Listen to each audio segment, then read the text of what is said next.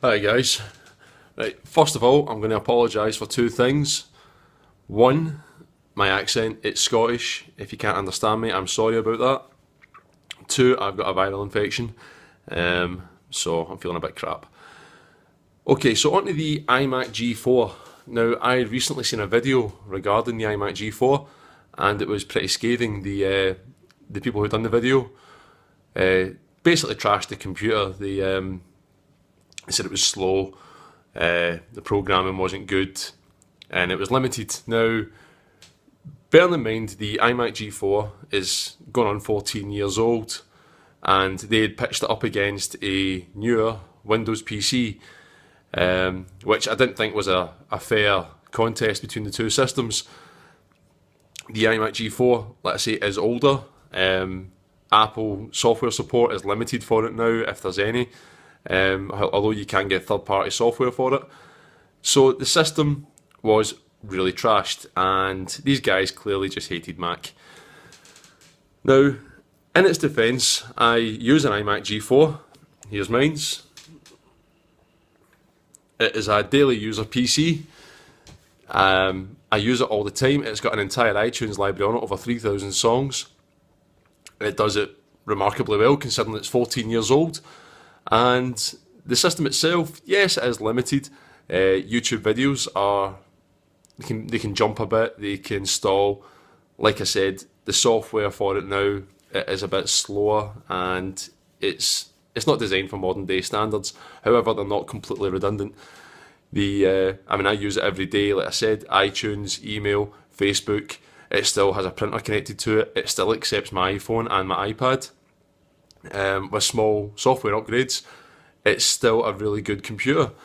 And I would like to see a similar Windows system, which is the same age as this, perform just as well. You don't see many of that online, or much of that online even.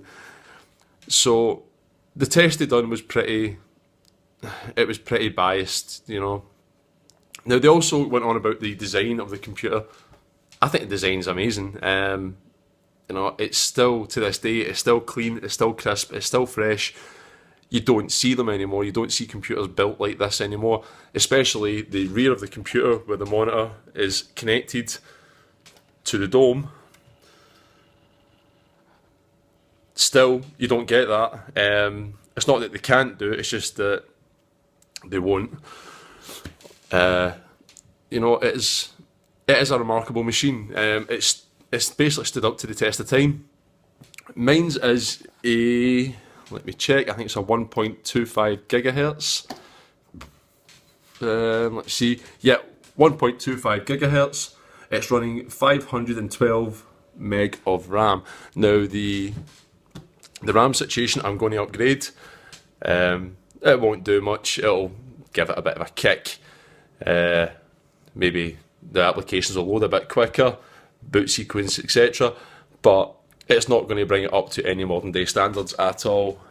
If you want to do that, you're basically going to have to take apart the whole machine, replace a lot of components inside it, and at that, you're going to, I don't know if you'd end up with the results that you really want. Plus, you'd lose the machine. You're going to take away what the machine was all about.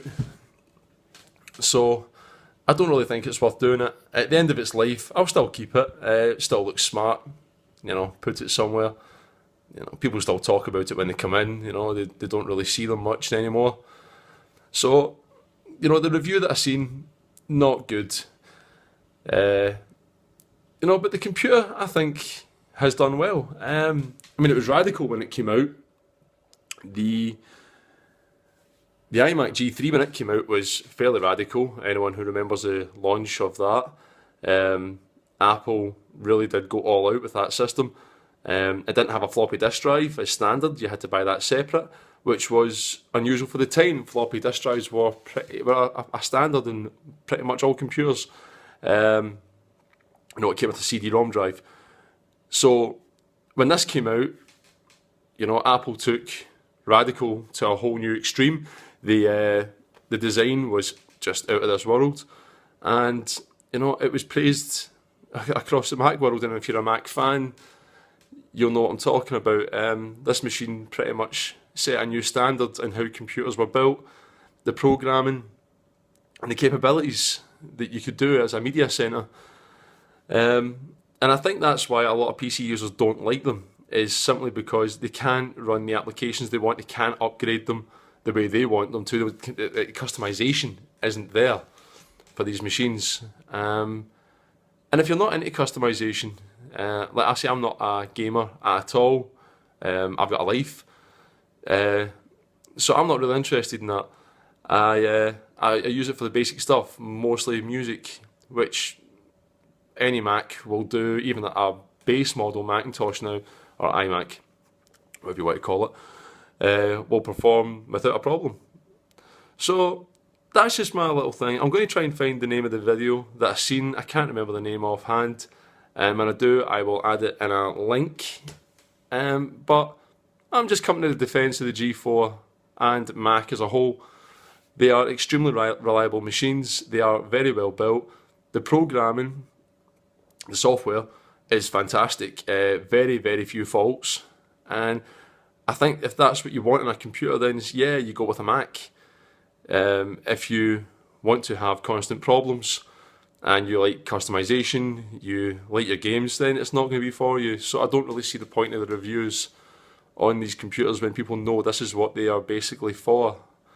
So I'm going to leave it at that.